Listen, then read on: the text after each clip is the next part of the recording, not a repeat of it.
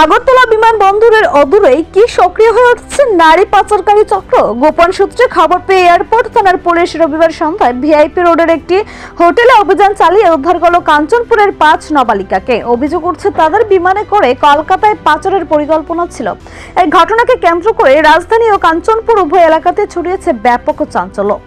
Agartala airport VIP রোডের নতুননগর এলাকায় হঠাৎই পুলিশি তৎপরতা। খবর ছিল এলাকার হোটেল দেবরাজে আত্মগোপন করে আছে একদল কিশোরী। এয়ারপোর্ট থানার ওসি অভিজিৎ মণ্ডলের নেতৃত্বে শুরু হয় অভিযান। হোটেলের একটি ঘর থেকে উদ্ধার করা হয় কাঞ্চনপুরের নিখোঁজ 5 নাবালিকাকে। প্রাথমিক তদন্তে পুলিশ জানতে পেরেছে এই 5 নাবালিকা উত্তর ত্রিপুরা জেলার কাঞ্চনপুর মহকুমার বাসিন্দা। এদের মধ্যে 3 জনের পরিবার আগে কাঞ্চনপুর থানায় নিখোঁজ ডায়েরি করেছিল। হোস্টেল থেকে পড়াশোনা করে এই কিশোরীরা কিভাবে আগরতলার এই হোটেলে এসে পৌঁছলো তা নিয়ে ঘনীভূত হচ্ছে রহস্য। স্থানীয়দের দাবি, এই কিশোরীদের বিমানে করে কলকাতায় পাচারের ছাপ কষেছিল একটি সুসংগঠিত দালাল চক্র। কিন্তু পাচারের চূড়ান্ত মুহূর্তের আগেই পুলিশের অভিযানে ভেস্তে যায় সেই পরিকল্পনা।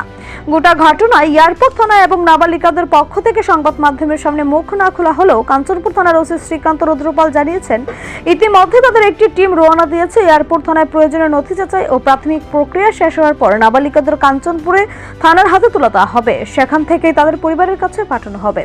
তবে উদ্ধার হলেও প্রশ্ন থেকে যাচ্ছে অনেক। রাজধানীর বুকে হোটেলের আড়ালে কারা চালাচ্ছে পাচার চক্র? কেন নিখোঁজ ডায়েরি হওয়া সত্ত্বেও ওই হোটেল কর্তৃপক্ষ যাচাই না করে তাদের ঘর ভাড়া দিল? কাঞ্চনপুর পুলিশ কি পারবে এই ঘটনার নেপথ্যে থাকা মূল কিংপিনদের গ্রেফতার করতে? এখন সেটাই দেখার। নিজস্ব প্রতিনিধি রিপোর্ট, এশিয়ান টাইমস।